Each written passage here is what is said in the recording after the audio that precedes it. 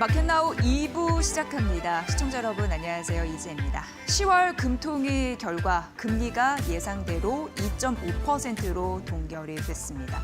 올해 초 2월과 5월에 금리가 내린 이후 지속적으로 2.5% 기준금리가 유지가 되고 있는 상황인데요.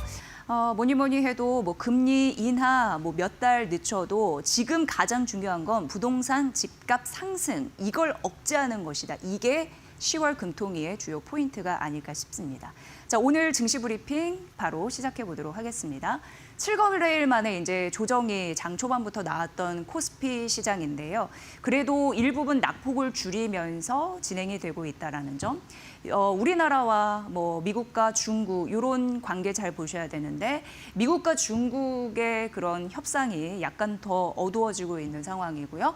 그리고 뭐니 해도 전반적으로 올랐던 자산이 차익 실현 매물이 나타나면서 이 낙폭을 얼마만큼 줄일 수 있을까 계속 이 싸움이 이번 주 후반에 지속이 되고 있다. 이렇게 생각이 됩니다.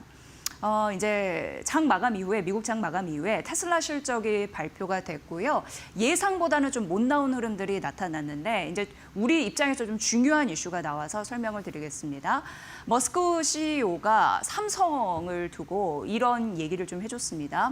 일단 삼성이 테슬라와 테슬라 A16 이 칩이죠. 이거 외에 A15 역시 TSMC와 함께 만들 것이다라고 얘기를 했습니다. 원래 삼성은 A14를 만들었고요.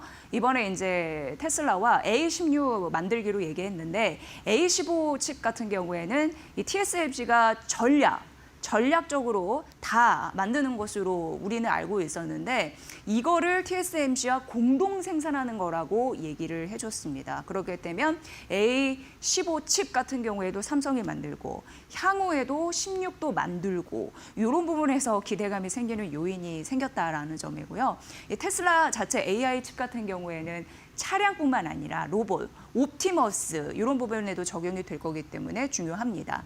실적 간단하게 이제 브리핑해드리면 3분기 매출은 사상 최대가 나왔습니다. 그런데 순이익이 급감하면서 시간외에서 3% 떨어진 요인이 됐었죠. 할인 그리고 운영비 증가, 인도량은 지속적으로 좋다라고 말씀을 드렸습니다. 3분기도 그렇고 그래서 3분기 차량 인도량이 역대 최고치로 나왔는데 세액공제 종료 전에 수요가 확 와닿은 그런 흐름들이 있었지만 영업 마진율은 10%에서 5%로 감익한 흐름들이 있었습니다. 이걸 보면서 좀 차량을 싸게 팔고 이런 요소들 결국 트럼프 행정부 들어서 약간 이런 부분은 이제 정책적인 타격을 입었다라는 느낌이 이제 들고요. 3분기 실적 발표할 때 그 데이터 보니까 좀 눈에 띄는 부분은 현금이 굉장히 많이 있더라고요. 그러니까 충분한 유동성을 보유해서 불확실성에 대비하겠다라는 것으로 보였습니다. 그리고 올해 말에 10개 정도 지역에서 로보택시를 운영할 예정인데 이 사이버캡 아시죠? 운전대와 그 페달 없는 거 그게 이제 내년 2분기 생산을 목표로 한다고 하고요.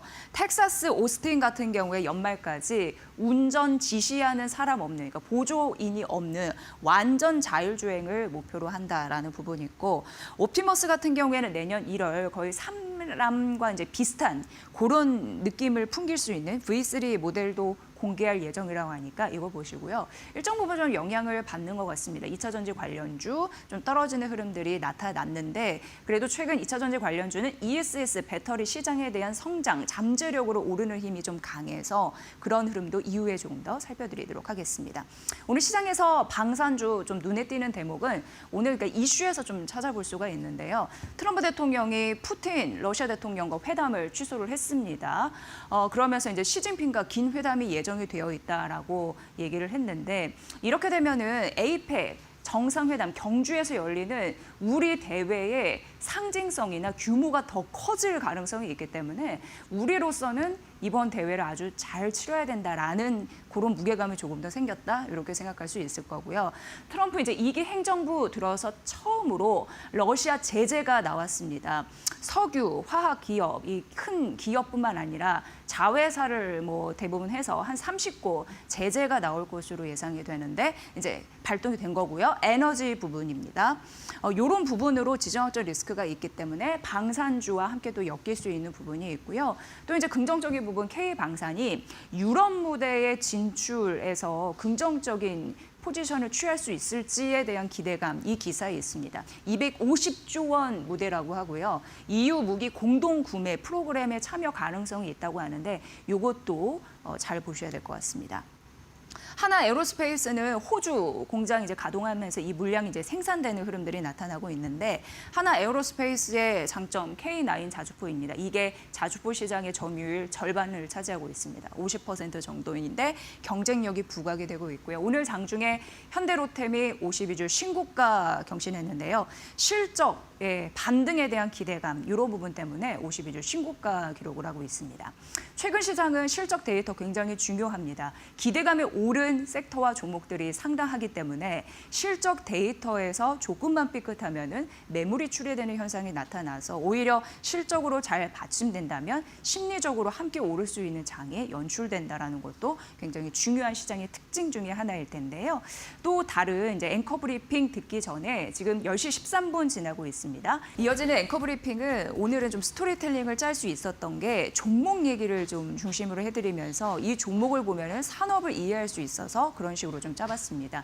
자, 오늘도 역시나 아니나 다를까 삼성전자와 SK 하이닉스의 목표 주가를 올려잡는 증권사가 나왔습니다. 대표적으로 오늘은 IBK 투자증권이고 삼성증권의 국내 증권사의 목표가 상단이 14만 원인데 14만 원짜리 목표가가 나왔다라는 점 말씀드리겠습니다.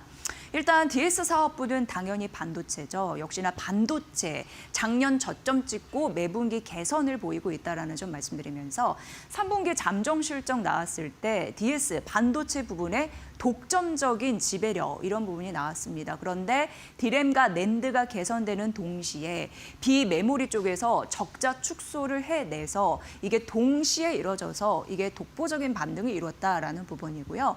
사실 HBM 부진이 나타나서 그동안 한동안 꽤 헤맸었는데 3분기부터 물량이 회복이 되고 판매 단가가 상승이 되면서 경쟁사 대비 차별화되는 흐름들이 나타났다라는 점입니다. 4분기 역시 공급은 부족한데 가격이 오르면 기업에서는 엄청 호재인데요. 영업이익이 급증할 전망입니다. 그래서 목표 주가를 14만 원으로 올려잡은 가장 큰 이유도 내년에 영업이익이 급증할 가능성을 염두에 뒀다라고 분명히 못 박았습니다. 내년 반도체 쪽 영업이익이 70조 가까이, 그러니까 67조까지 올라갔습니다. 67조 정도 예상이 되는데 이 규모가 얼마나 큰 거냐면 이게 작년 대비해서 이제 3배 규모이다라고 보시면 될 것 같고요. D램과 HBM이 있다면 이제 HBM보다는 D램 쪽에서 수익성이 더 잘 나올 것으로 IBK 투자증권에서는 얘기를 했습니다. 그리고 시장에서 일정 부분 우려가 있었던 HBM4 같은 경우에도 시장 부분에서 안착이 될 것이다라는 기대감이 있는 상황이고요. 역시나 낸드도 영업이익이 크게 개선될 가능성이 있다라고 합니다. 삼성증권 14만 원짜리 목표 주가 소개해드렸고 SK하이닉스도 60만 원짜리 목표 주가 나왔습니다. 보도록 하겠습니다. 3분기 영업이익 11조 나올 것으로 IBK 투자증권에서는 예상했는데 이거 사상 최대 규모입니다. 역시나 삼성전자와 같은 맥을 하는 건 HBM도 잘하지만 D램, 낸드 쪽에서 개선이 되다 보니까 이 효과가 실적에 드라마틱하게 반영이 될 것이다 라고 얘기를 했고요. 이건 AI 투자에 있어서 직접적인 수혜주가 삼성전자와 SK 하이닉스가 아닐까 싶은데 메모리 수요가 개선되기 때문이고 가격 상승은 앞으로도 기간이 장기화될 가능성이 있다라고 얘기를 했습니다. 내년 AI 중심으로 메모리 시장이 급성장할 예상 나타나고 있는데 추세가 D램, 낸드 쪽에서 확실히 나타날 것으로 보이면서 지금 수요 불안 이슈가 있었지만 오픈 AI, 마이크로소프트, 엔비디아, 구글, 그리고 아마존, AWS 등등이 투자를 늘리면서 이 수요에 대한 우려를 불식시키고 있다라고 얘기를 했고요. 서버에서는 AI 서버도 당연하지만 일반 서버까지 증설이 본격화될 것이다라고 얘기를 했습니다. 그리고 이제 이 부분을 좀 보셔야 되는데 삼성 팹이라고 해서 반도체 공장인데요. 지금 대부분의 그 경쟁사들이 삼성을 제외하고는 주문받는 양을 늘릴 수가 없다고 합니다. 하지만 삼성 같은 경우에는 반도체 공장 팹 8배 일정 부분 여력이 있어서 그것만 잘 개간하면은 늘릴 수가 있겠죠. 그래서 경쟁사 생산 증가는 이제 제한이 되는데 요거는 하나의 또 의미가 있습니다. 왜냐하면 경쟁사 같은 경우에는 일반 D램, 낸드가 아닌 HBM 이게 좀 고수익을 가져다 주니까 그 증설을 많이 했거든요. 그런 의미로 보시면 될 것 같고요.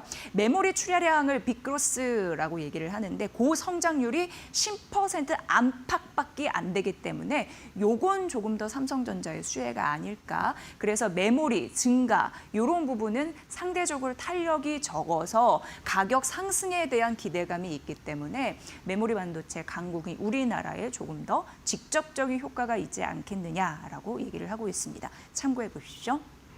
자, 두 번째 넘어가 보도록 하겠습니다. 대신증권에서 오늘 LS 일렉트릭이요 11% 넘는 급등세를 보여주고 있던데요. 오늘 대신증권에서는 목표 주가를 42만 원으로 상향 조정했습니다. 중장기적으로 실적 전망치를 높이는 흐름들이 있었는데요. 이제 2분기에 초고압 그리고 HVDC라고 초고압 직류 송전을 얘기하고 있는데 그 변압기 증설이 완료가 되면서 매출액이 뛸 것으로 보이는데 작년 매출액 대비 1.8% 정도, 1.8배 정도 예상이 되고 있습니다. 당연히 초고압 HVDC 변압기 매출이 많이 늘어나게 되면은 긍정적인데 지금 동해안 HVDC 1차 프로젝트 준공 계획 이런 이슈도 있는 상황이고요. 미국 쪽에서는 AI 데이터 센터형 전력 기기가 많아질 것으로 예상이 되는데 온사이트 수혜주가 또 LS 일렉트릭이라고 합니다. 그러니까 이거 뭐냐면 자가 발전인데요. AI 데이터 센터들이 많은 전력을 필요로 하는데 직접 자기들이 스스로 발전소를 짓는 개념이라고 보시면 됩니다. 그걸 온사이트 자가 발전이라고 하고 거기에 뭐 중소형 뭐 전압기 이런 것도 많이 필요한데 그 수혜가 LS 일렉트릭이 가져갈 수 있다라고 하면서 온사이트 수혜가 부각이 돼서 오늘도 장중에 11% 급등세가 나타나는 것이 아니냐 이런 예상들도 나오고 있는 거고요. 이제 AI 출연형 이런 부분이 확대가 되고 있다라고 지속적으로 언급이 되고 있는데 국내 2차 전지 업체양 ESS용 전력 기기 이런 부분도 탄력을 받을 것으로 예상이 됩니다. 이미 우리 K 제조업체에서는요. 미국 공장 증설용 전력기기 수주를 하고 있고 매출 수주에 대한 매출 확대에 대한 기대감을 가져가고 있고요. 해외 자회사 같은 경우에도 베트남, 인도네시아 있는데 고성장이 지속될 것이다 가능성 언급되고 있습니다. LX 일렉트릭 목표 주가 42만 원 상향 소식 말씀드렸고요. 다음 넘어가 보도록 하겠습니다. 우선 ESS 전력 긍정적인 흐름들이 나타나는 흐름들, 이제 수요가 폭발하는 이유들, 전력 장비 수주 본격화 여기에 있는 상황인데요. 4분기 이후 AI 데이터 센터용 수배전, 전력기기 이런 부분 일단 있고요. 그리고 AI 데이터 센터의 중요 발전원이라고 할 수 있는 가스 엔진, 연료 전지, ESS용 전력기기 필요하기 때문입니다. 이건 어떻게 보면 산업을 이해하시는 거라고 보시면 되는데 근데 지금 LS 일렉트릭이 DC라고 해서 직류 차단기 쪽에서 상당한 경쟁력을 가지고 있거든요. 그런데 그게 연료 전지와 ESS용 전력 기기에 들어가기 때문에 요 수혜를 좀 보셔야 될 것 같고요. 또 내년이 지나면 2차, 3차 추가 계획 이런 부분도 눈여겨보시면 될 것 같습니다. 일단 3분기 실적인 전망치를 하회하긴 했습니다만 수주가 질적으로 변화되기 때문에 긍정적이다라고 얘기를 했고요. 가스엔진, 연료전지, 전력기기 각 500억 원 수주했고 수배전 부분에서도 수백억 수주했고 ESS용 전력기기 1,500억 원에다가 미국 유통사와 연 1,000억 장기적으로 공급 계약을 맺어서 이게 수주가 질적으로 변화했다라는 부분. 그래서 목표 주가 상향 소식 알렸으니까 이 부분까지 참고해 보시면 될 것 같습니다. 자, DS투자증권. 앞서서 이제 LS 일렉트릭 오늘 11% 급등하면서 52주 신고가 갔고 두산 역시 오늘 52주 신고가 간 이후에 일부 차익 실현 매물 나오고 있는데 목표 주가 100만 원짜리가 나왔습니다. DS투자증권이었습니다. 목표 주가 93만 원에서 100만 원으로 올렸고 한 가지 말씀드리면 이거 올린 이유가 두산 에너빌리티, 두산 뭐 로보틱스 이런 부분, 지분 가치를 반영했다라는 부분과 더불어서 지금 두산은 약간 할인율을 보수적으로 70% 적용을 했다고 합니다. 그런데 한 가지 더 언급한 게 다른 지주회사 같은 경우에는 할인율을 60% 적용했다라고 해요. 그래서 두산에도 60% 할인율을 적용한다면 목표 주가는 사실 120만 원이다라고 얘기를 하고 있거든요. 근데 두산은 보수적으로 할인율을 적용해서 100만 원이다라고 얘기했습니다. 통상 비슷한 지주사라면 목표 주가가 120만 원이라는 것도 참고해 보시면 될 것 같고요. 이게 이제 긍정적으로 나타나는 이유는 전자 부분에 있습니다. 비지라고 해서 4분기 전자 사업부 매출이 5천억 원에 육박할 가능성 언급이 되고 있고요. 이게 그 엔비디아의 블랙웰 GB30 같은 거 그런 부분 생산 판매가 확대가 되고 메모리 물량이 증가하면서 긍정적인 흐름들을 낳고 있고요. GB30은 이제 300 같은 경우에는 상반기 그리고 그 다음 차세대 모델 루빈 같은 경우에는 내년 하반기 초도 매출이 이제 발생할 거라고 합니다. 에이직은 약간 늦어지는 감이 있긴 했습니다만 아마존, AWS 향 매출은 이제 본격화될 것으로 예상이 되고요. GDDR7 요거는 이제 메모리 차세대 이제 제품인데 그게 적용된 루빈 CXP 같은 경우에는 완전히 신규 모멘텀이라고 합니다. 그래서 이 모멘텀이 지금 다 장착이 되어 있다라고 얘기했습니다. 그리고 정책 수혜주로도 분류가 됩니다. 11월에 자사주 소각 의무화 상법 개정이 통과됐을 때 직접적인 수혜를 받을 가능성이 있다라고 하면서 사실 두산이 오늘 52주 신고가 간 최근의 배경도 여기에 나타나는데요.